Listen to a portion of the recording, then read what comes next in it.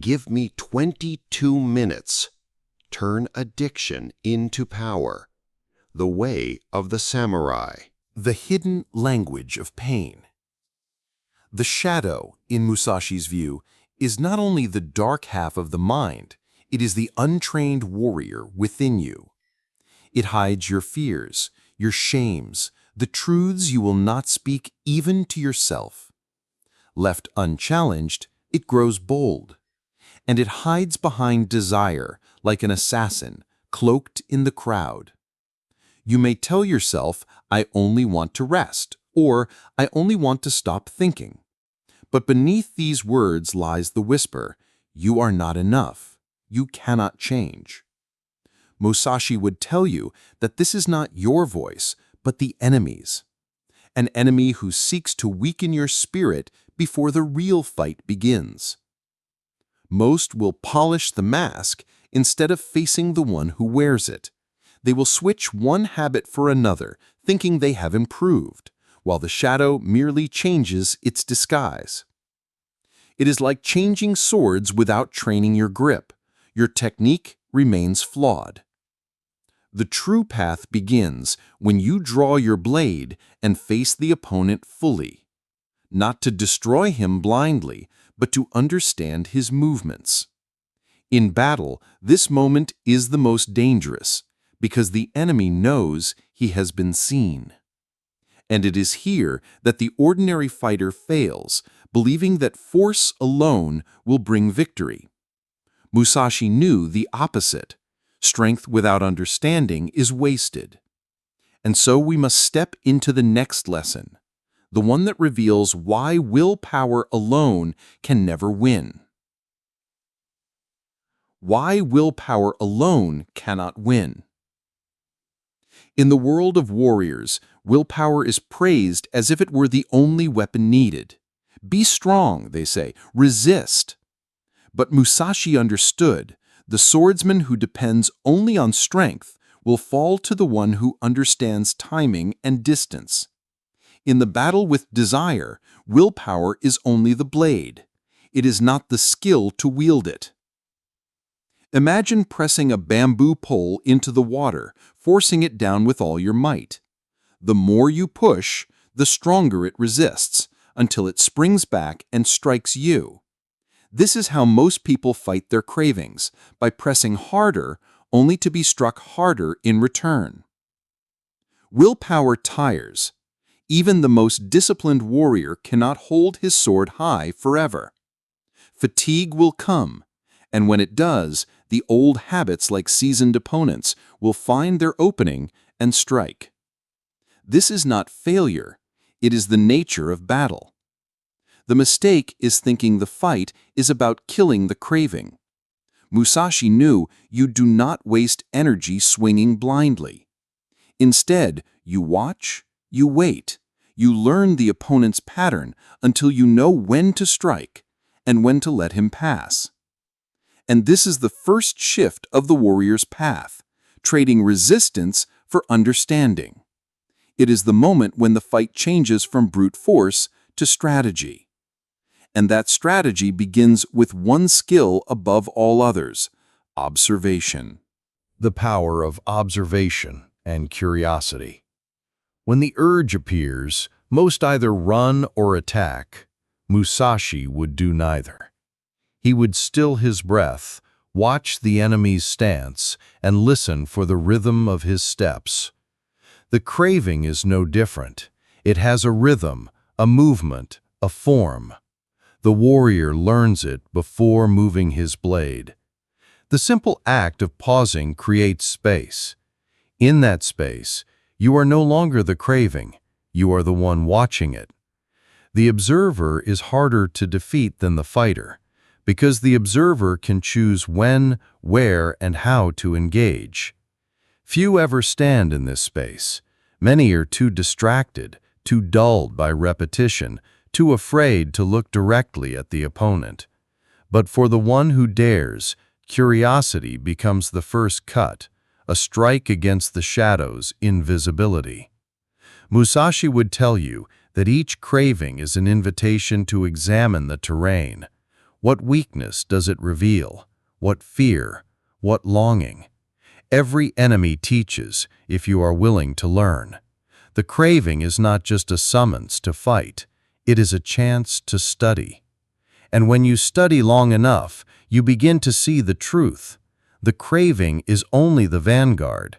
Behind it lies the true force that controls the battle, the invisible script. That is the next enemy to face. The state of possession and the hidden script. Musashi spoke of warriors who move without knowing why, caught in patterns they cannot see. Jung would call it possession. Musashi would call it losing your own rhythm.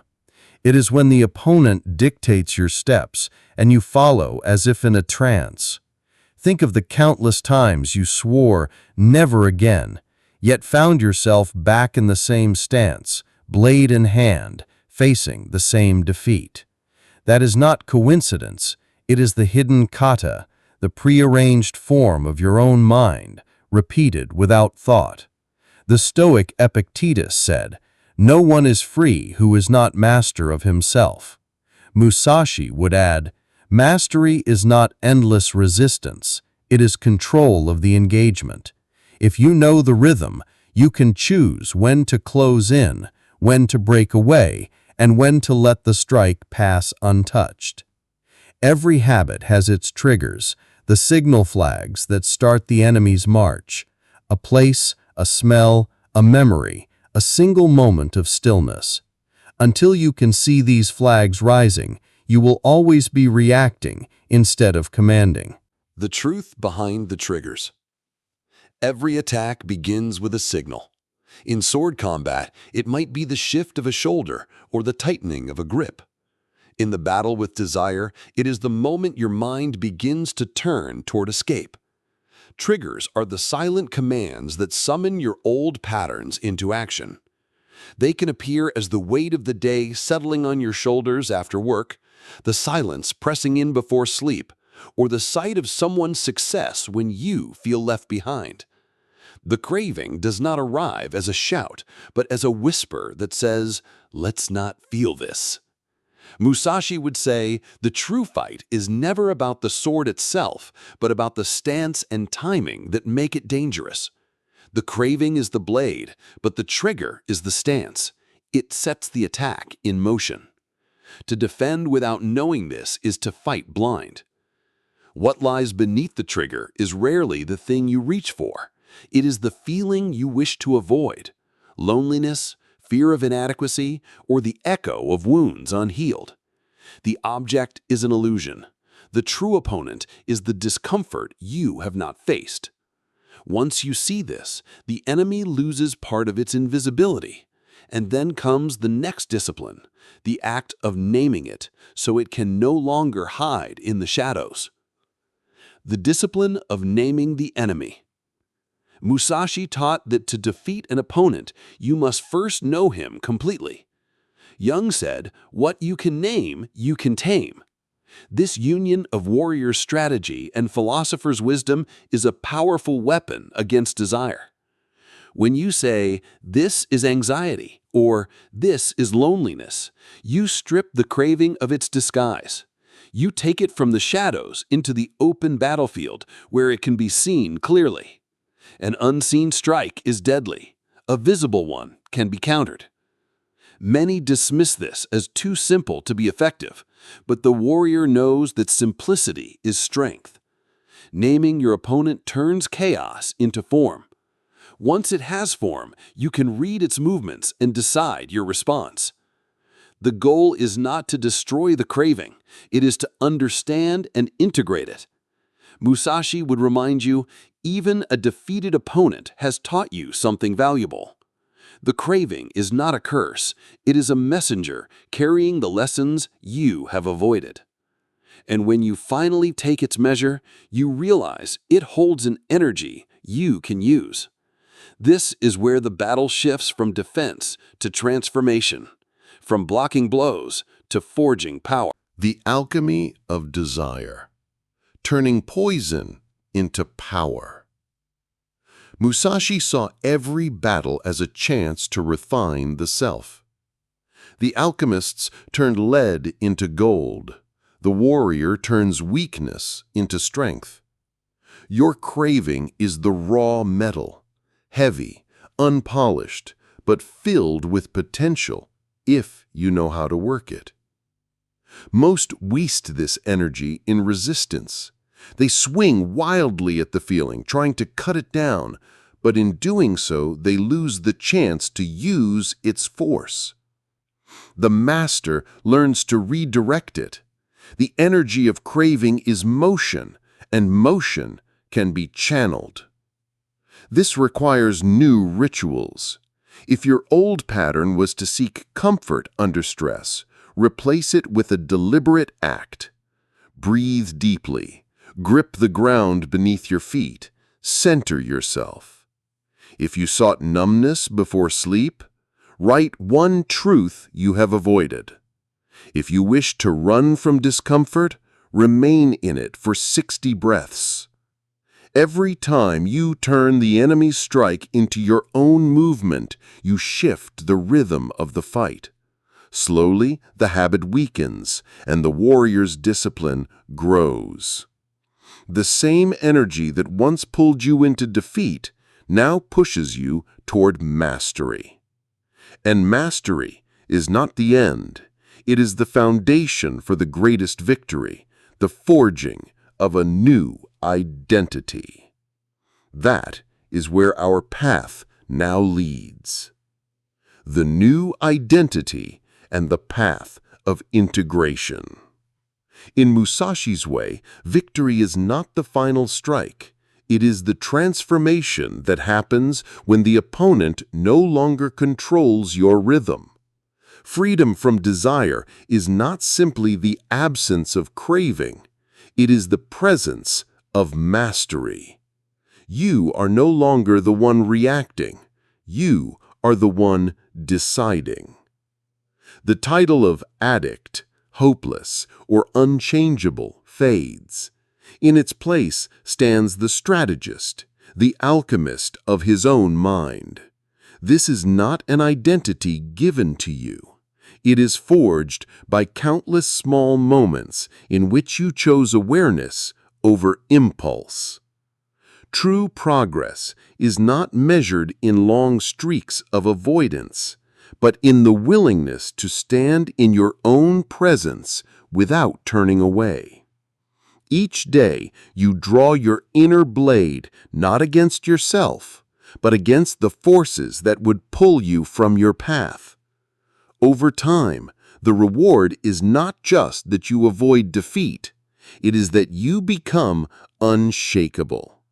You stop seeing yourself as broken and start seeing yourself as a warrior who has walked through darkness and kept walking. You learn that mastery is not perfection, it is persistence. And as Musashi would say, I am not shaped by the battles I have fought, but by the way I have chosen to fight them. Every time you face the craving with awareness, you step closer to the unshakable self. The way of the unshakable warrior.